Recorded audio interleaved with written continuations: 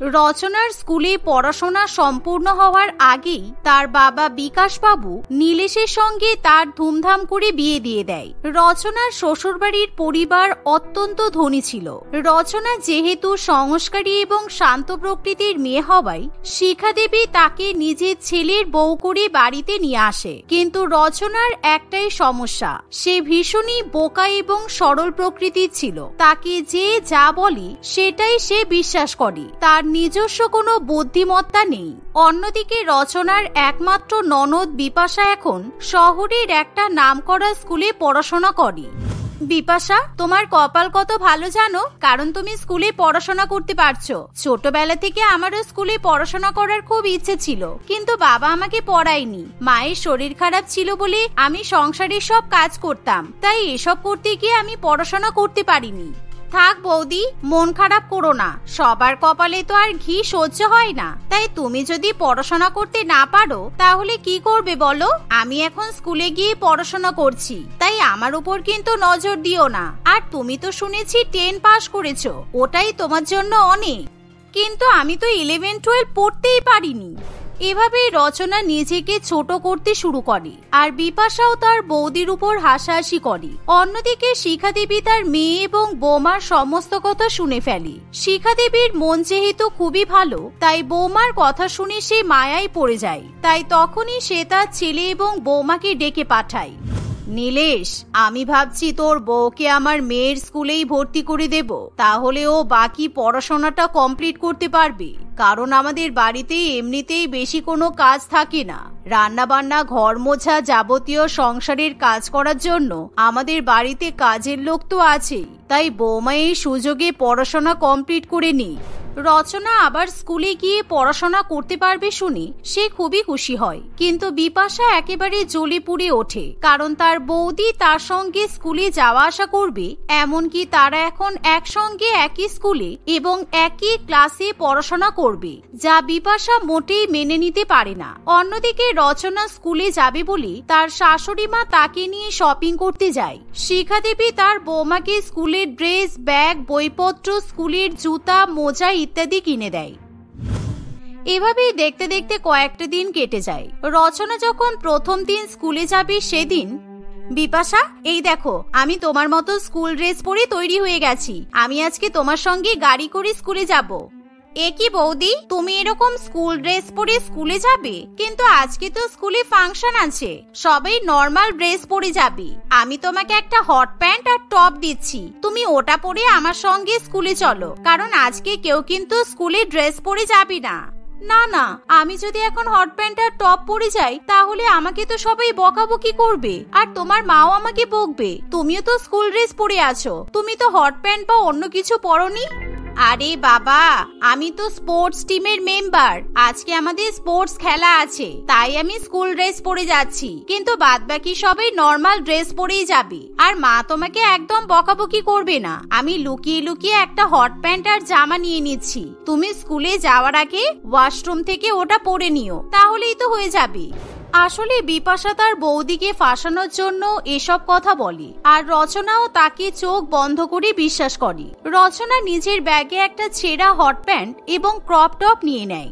যথারীতি বিপাশা এবং রচনা একসঙ্গে গাড়িতে বসে স্কুলে পৌঁছায়। স্কুলে ঢোকার আগে রচনা ওয়াশরুমে গিয়ে সেই হট প্যান্ট এবং ক্রপ টপ পরে নেয়। কিন্তু সেই যখন ক্লাসরুমে ঢোকে তখন সবাই তাকে দেখে হাসাহাসি করতে শুরু করে দেয়।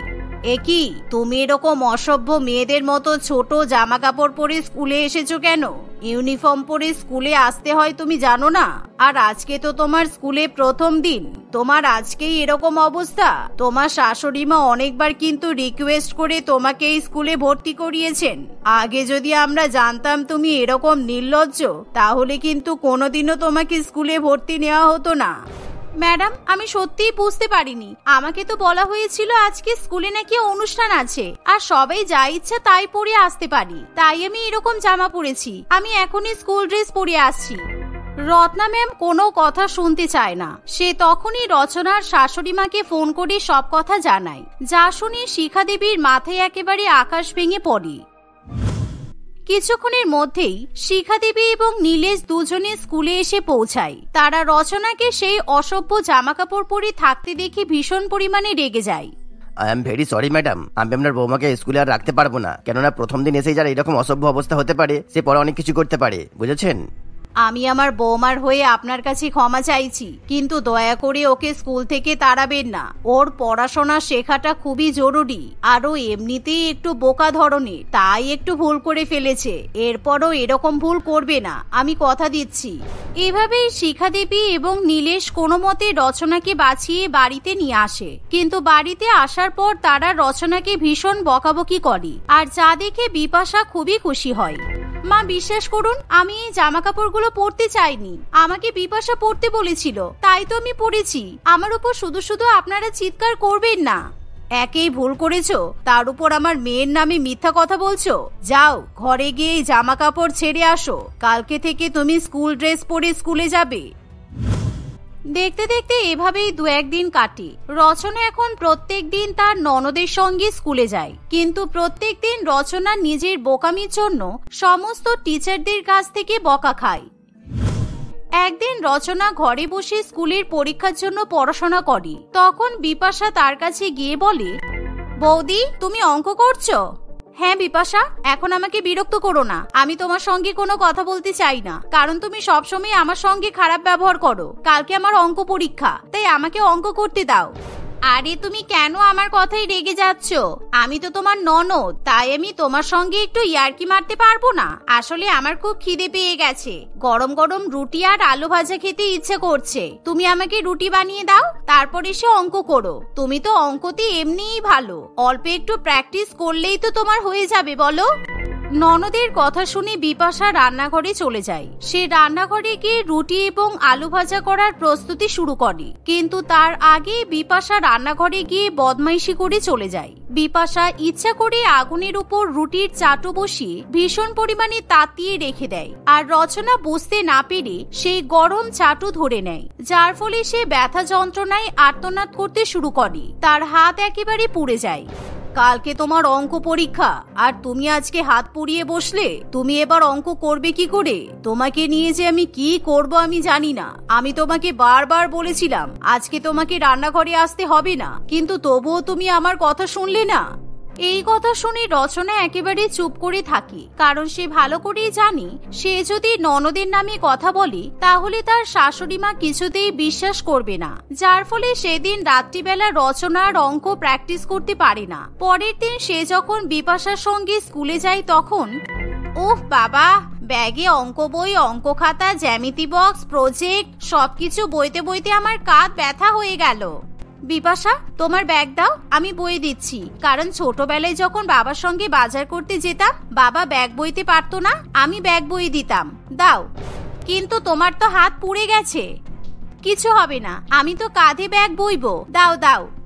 রচনার এরকম বোকা বোকা কথা শুনে বিপাশা মনে মনে খুবই হাসতে শুরু করে, কারণ সে রচনার মতো বোকা আর পৃথিবীতে দুটো দেখেনি। অন্যদিকে রচনা তার নিজের ব্যাগ এবং ননদের ব্যাগ একসঙ্গে বয়ে নিয়ে স্কুলে চলে যায়। স্বাভাবিকভাবে দুজনে পরীক্ষার হলে পরীক্ষা দিতে বসে পড়ে, কিন্তু রচনার ভীষণ পরিমাণে চিন্তা হয়, কারণ একেই গতকাল রাত্রিবেলা তার হাত পুড়ে যায়, তার উপর আজকে তার অঙ্ক পরীক্ষা। সে কিভাবে পরীক্ষা দেবে কিছুই বুঝে উঠতে পারে না।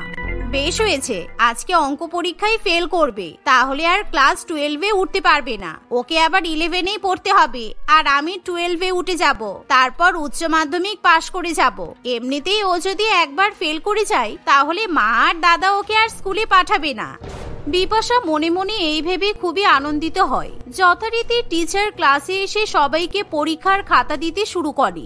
সবাই মিলে যখন অঙ্ক করতে ব্যস্ত থাকে তখন রচনার অঙ্ক করার পদ্ধতি দেখে সবাই অবাক হয়ে তার দিকে তাকিয়ে থাকে, কারণ রচনা দুই হাতের বদলে মুখে পেন ধরে সেই পেন দিয়ে অঙ্ক করে। এরকম ভাবে অভিনব পরীক্ষা দেওয়ার পদ্ধতি আগে কেউ কখনো দেখেনি। বিপাশা ও তার বোকা বৌদির এরকম পদ্ধতি দেখে অবাক হয়ে যায়। তার মনে পড়াশোনা করে প্রতিষ্ঠিত হওয়ার প্রবল ইচ্ছা ছিল।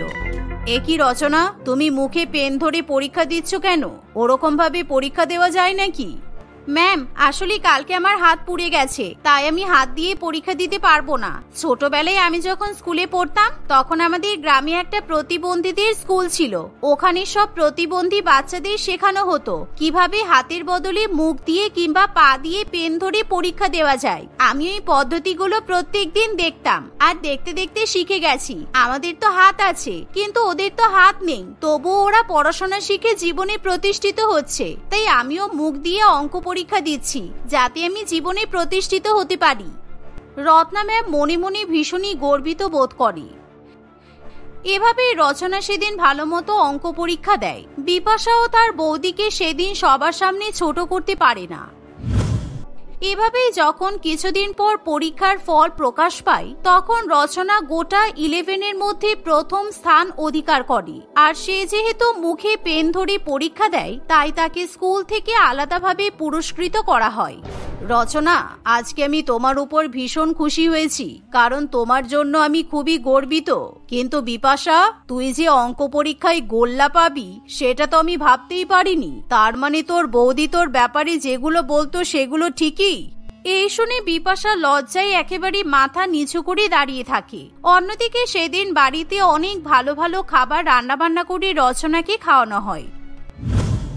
ধীরে ধীরে এভাবে আরো একটা বছর কেটে যায়। রচনা পুরো জেলার মধ্যে উচ্চ মাধ্যমিকে প্রথম স্থান অধিকার করে আর কিছু বছরের মধ্যে সে কলেজও পাশ করে নেয়। সুতরাং রচনাকে কেউ আর বোকা অশিক্ষিত বলতে পারে না। এখন রচনাকে নিয়ে তার পরিবার সবসময় গর্ববোধ করে।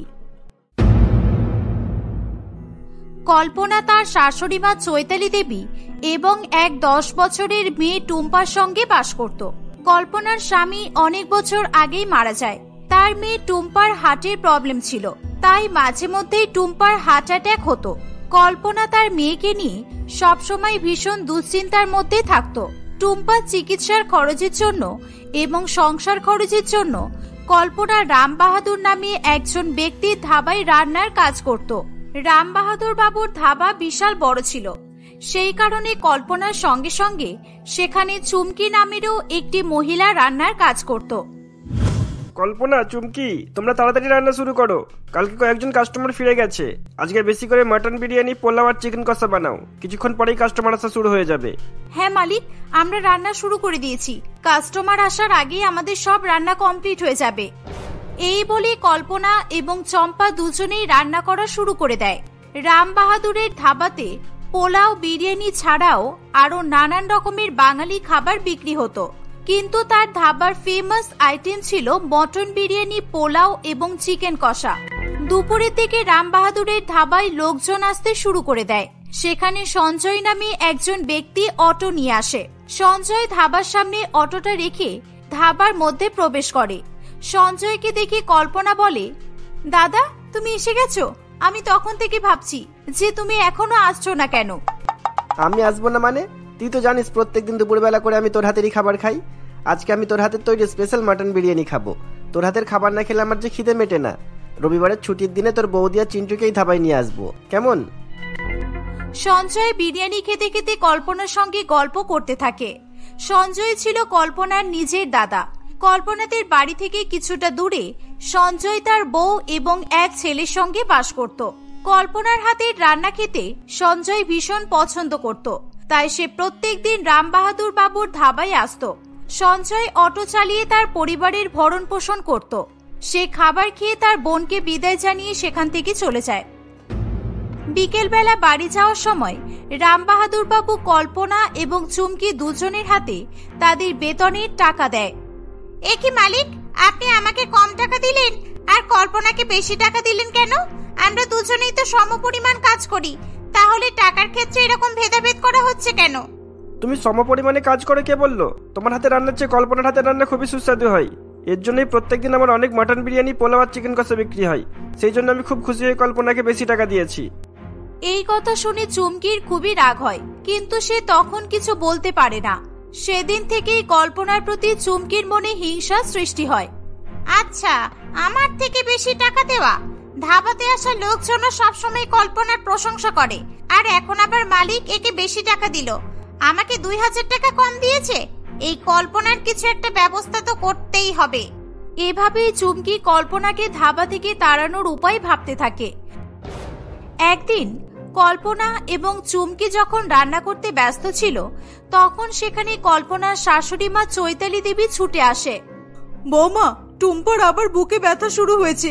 ওর মনে হয় আবার হার্ট অ্যাটাক হয়েছে। ওকে এখনই ডাক্তারের কাছে নিয়ে যেতে হবে।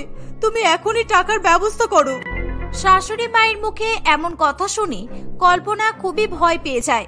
টুম্পাকে হার্টের ডাক্তার দেখানোর জন্য অনেক টাকার প্রয়োজন পড়তো, কিন্তু অত টাকা কল্পনার কাছে কখনোই থাকতো না। তাই যখনই তার মেয়ে অসুস্থ হয়ে পড়তো, কল্পনাকে কারো না কারোর কাছ থেকে টাকা ধার চাইতে হতো। মালিক, আপনি দয়া করে আমাকে কিছু টাকা ধার দিন। আপনি শুনলেন তো, আমার মেয়ের হার্ট অ্যাটাক হয়েছে। ওকে ডাক্তার দেখানোর জন্য এখন অনেক টাকার দরকার। আপনি দয়া করে আমাকে কিছু টাকা দিয়ে সাহায্য করুন। আপনি আমার বেতন থেকে টাকা কেটে নেবেন। এটা কি মামার বাড়ির আবদার পেয়েছিস নাকি যে আমার কাছে এসে টাকা চাইবি আর আমি তোকে টাকা দিয়ে দেবো? আমি তোকে বেতন দিতে পারি, কিন্তু আমি তোকে কোনো মতেই অ্যাডভান্স বেতন দিতে পারবো না। যা, ভাগ এখান থেকে। এই কথা শুনে কল্পনার মন খুবই খারাপ হয়ে যায়, কিন্তু এরকম পরিস্থিতির মধ্যেই চুমকি মনে মনে একটা ফোন দিয়ে এঁটে ফেলে। বিকেল বেলার দিকে ধাবায় সেরকম কাস্টমার না থাকায় রামবাহাদুর বাবু কিছুক্ষণের জন্য চায়ের দোকানে চা খেতে চলে যায়। ঠিক সেই সুযোগে চুমকি টাকার বাক্স থেকে সমস্ত টাকা চুরি করে নেয়। কিছুক্ষণ পর রামবাহাদুর বাবু সেখানে এসে টাকার বাক্স খুলে দেখে বাক্স পুরোপুরি খালি। এই দেখে সে খুবই রেগে যায় এবং কল্পনা ও চুমকি দুজনকেই ডাক দেয়। কল্পনা ও চুমকি দুজনেই দৌড়ে সেখানে আসে। সত্যি করে বল, তোদের দুজনের মধ্যে কে আমার টাকার বাক্স থেকে টাকা চুরি করেছে? একটু আগে আমি বাক্সে ভর্তি করে টাকা রেখেছিলাম। বল, তোদের মধ্যে কে হাত মেরেছিস আমার টাকাতে? বল বল। মালিক, এত সহজ জিনিস আপনি বুঝতে পারছেন না? যার টাকার দরকার ছিল সেই টাকা চুরি করেছে। সকালবেলা কল্পনা আপনার কাছে টাকা ধার চেয়েছিল, আপনি দেননি বলে কল্পনা এর মেয়ের চিকিৎসা করানোর জন্য আপনার টাকা চুরি করেছে। এই, তুই কি বলছিস চুমকি? আমি কখন টাকা চুরি করলাম? আমি একদম ঠিক বলছি মালিক। আমি নিজের চোখে দেখেছি একে টাকা চুরি করতে। বিশ্বাস করুন। শয়তান, অসভ্য বেয়াদব মহিলা, তুই আমার ধাবায় কাজ করছিস আর আমার ধাবাতেই চুরি করছিস? নুন খেয়ে নুন হারামি হচ্ছে। যা, বেরিয়ে যা আমার ধাবা থেকে। তোকে আমি আর কিছুতেই আমার ধাবায় কাজ দেবো না। মালিক, আপনি ভুল ভাবছেন। বিশ্বাস করুন, চুমকি মিথ্যা কথা বলছে। আমি আপনার টাকা চুরি করিনি। কল্পনা রামবাহাদুর বাবুকে অনেকক্ষণ ধরে বোঝানোর চেষ্টা করতে থাকে, কিন্তু কল্পনার কোনো কথাই সে বিশ্বাস করতে চায় না। সে কল্পনাকে ঘাড় ধাক্কা দিয়ে সেখান থেকে তাড়িয়ে দেয়। কল্পনা কাঁদতে কাঁদতে বাড়ি ফিরে আসে। সে তার অসুস্থ মেয়ের মুখের দিকে তাকিয়ে আরো বেশি চিন্তায় পড়ে। সে নানান জায়গায় টাকার জন্য ঘোরাফেরা করতে থাকে, কিন্তু কেউ তাকে টাকা ধার দিতে চায় না। শেষ পর্যন্ত কল্পনা তার দাদা সঞ্জয়ের কাছ থেকে কিছু টাকা ধার চায়। সেই টাকা নিয়ে কল্পনা তার মেয়েকে হসপিটালে ভর্তি করে। আপনার মেয়ের হার্টের অপারেশন করতে হবে। 2-3 মাসের মধ্যে অপারেশনটা করলে ভালো হয়। আপনি 1 লক্ষ টাকা জোগাড় করুন। 1 লক্ষ টাকা নিয়ে এলেই আমরা আপনার মেয়ের অপারেশন শুরু করে দেব। এই কথা শুনে কল্পনা আরো বেশি চিন্তায় পড়ে। পরের দিন সকালবেলা সঞ্জয় তার অটো নিয়ে কল্পনাদের বাড়িতে আসে। তুই তো জানিস বোন, আমার কাছে 1 লক্ষ টাকা নেই, তাই আমি তোকে কোনোভাবেই সাহায্য করতে পারছি না। তুই তো জানিসই আজকাল অটোর সংখ্যা কত বেড়ে গেছে, তাই অটোতে প্যাসেঞ্জার সেরকম পাওয়াই যায় না। আর আমি তাই জন্যই এই অটোটা আর চালাবো না বলে ঠিক করেছি। আমি কালকেই শহরে নতুন কোনো কাজের সন্ধানে যাব। সঞ্জয়ের কথা শুনে কল্পনার মাথায় একটা খুবই ভালো আইডিয়া আসে। দাদা, তুমি তো আর অটোটা চালাবে না বলছো, তাহলে তুমি তোমার এই অটোটা কি করবে? কি আর করব, অটোটা এখানেই রেখে যাব। আমার বাড়িতে তো অটো রাখার জায়গাও নেই। আমি তো তোর বাড়ির উঠানেই অটো রাখি, তাই এখানেই আমি অটোটা রেখে যাব। তোমাকে একটা কথা বলবো দাদা, তুমি কি আমাকে তোমার এই অটোটা দিতে পারবে? তুমি তো জানো আমার এখন কাজের খুবই প্রয়োজন। আমি ভাবছি তোমার এই অটোটা নিয়ে একটা ছোটখাটো অটো ধাবা খুলবো। তোর আইডিয়াটা কিন্তু খারাপ নয়। আমার অটোটা তো বেকার পড়েই থাকবে। তুই যদি অটোটা নিয়ে কাজে লাগাতে পারিস তাহলে তো ভালোই হয়। তুই দেখ যদি টাকার ব্যবস্থা করতে পারিস, আর আমিও শহরে গিয়ে যদি কোনো ভালো কাজ পাই তোকে যতটা পারবো সাহায্য করব। এই বলে সঞ্জয় তার অটোর চাবি দিয়ে সেখান থেকে চলে যায়। কল্পনা তার শাশুড়ি মায়ের পুরানো কিছু গহনা বিক্রি করে পরের দিন থেকেই অটো ধাবা খোলার প্রস্তুতি শুরু করে দেয়। সে নানান রকম বাঙালি খাবারের পাশাপাশি মটন বিরিয়ানি, পোলাও এবং চিকেন কষা রান্না করে। কল্পনা রামবাহাদুর বাবুর ধাবার সামনেই অটো ধাবা খুলে ফেলে। ওখানকার কিছু লোকজন আগে থেকেই কল্পনাকে ভালোভাবেই চিনত। আর তার হাতের খাবার খুবই সুস্বাদু হওয়ায় সবাই অটো ধাবার কাছে এসে ভিড় করতে থাকে। আমি তাই কয়েকদিন ধরে ভাবছি রাম বাহাদুর বাবুর ধাবায় মটন বিরিয়ানিতে স্বাদ পাওয়া যাচ্ছে না কেন। এখন তোমাকে দেখে মনে পড়লো, তুমি রান্না না করলে মটন বিরিয়ানিতে স্বাদ আসবে কোথা থেকে? সত্যি কল্পনা, তোমার হাতে রান্নার কোনো তুলনা হবে না। আমাকে 3 প্লেট পোলাও আর চিকেন কষা প্যাক করে দাও। এভাবেই কিছুদিনের মধ্যে সেখানকার সমস্ত লোকজন রাম বাহাদুর বাবুর ধাবা ছেড়ে কল্পনার অটো ধাবাতে খাবার খাওয়া শুরু করে। এর ফলে রাম বাহাদুর বাবুর ধাবা জনশূন্য হয়ে পড়ে। কল্পনার অনেক টাকা ইনকাম হতে থাকে। সে তার মেয়ের অপারেশনের জন্য টাকা জমাতে থাকে। এই দেখে রাম বাহাদুর বাবু মনে মনে ভীষণ আফসোস করে। এই কল্পনাকে কাজ থেকে বের করে আমি তো খুব ভুল করে ফেলেছি। কল্পনার জন্যই আমার ধাবায় কাস্টমার আসতো। এটা নিয়ে আমাকে আগেই চিন্তা ভাবনা করা দরকার ছিল। না না, এর কিছু একটা ব্যবস্থা করতেই হবে। এই বলে রাম বাহাদুর বাবু কল্পনার অটো ধাবার কাছে যায়। এই কল্পনা, তোর জন্য আমার ধাবা তো একেবারে বন্ধ হয়ে যাচ্ছে। তোর জন্য তার একটাও কাস্টমার আমার ধাবায় আসছে না। তুই তোর এই অটো ধাবা আমার ধাবা থেকে অন্য কোথাও নিয়ে যা, না হলে কিন্তু খুব খারাপ হয়ে যাবে। কেন? যে রাস্তার উপর আমার অটো ধাবা আছে সেটা কি আপনার বাবার রাস্তা? এই রাস্তাটা তোর বাবার নয়, বুঝেছিস? বেয়াদব বাজে মহিলা কোথাকার। এই বলে রাম বাহাদুর বাবু সেখান থেকে চলে যায়। সে কল্পনাকে তার রাস্তা থেকে সরানোর জন্য তাদের এলাকার একজন বড় গুন্ডার কাছে যায়। রাম বাহাদুরের কথা মতো কালু গুন্ডা তার কিছু সঙ্গীদের নিয়ে কল্পনার অটো ধাবাতে আসে। এই আলপনা কল্পনা, কি নাম তোর? এখান থেকে তোর এই অটো ধাবা সরিয়ে নিয়ে যা, তা না হলে কিন্তু তোর অনেক বড় ক্ষতি হয়ে যাবে। কেন? আপনি কে? আপনি কি এই এলাকার দাদা যে আপনি বললেই আমি ভয় পেয়ে যাব আর আমার অটো ধাবা এখান থেকে নিয়ে চলে যাব? আমি কে তুই দেখতে চাস, তাই তো? অনেক হয়েছে। এই তোরা এই মেয়েটার অটো ধাবা ভেঙে গুড়িয়ে দে, আর এই মহিলাটা যদি বাধা দেয় একেও মেরে ছাল চামড়া তুলে দে।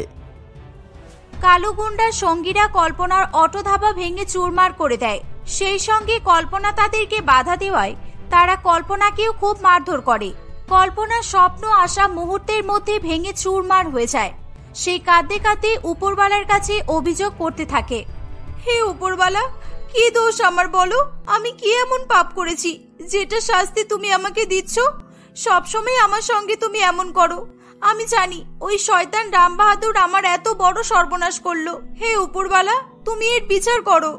কল্পনা এভাবেই কান্নাকাটি করতে থাকে।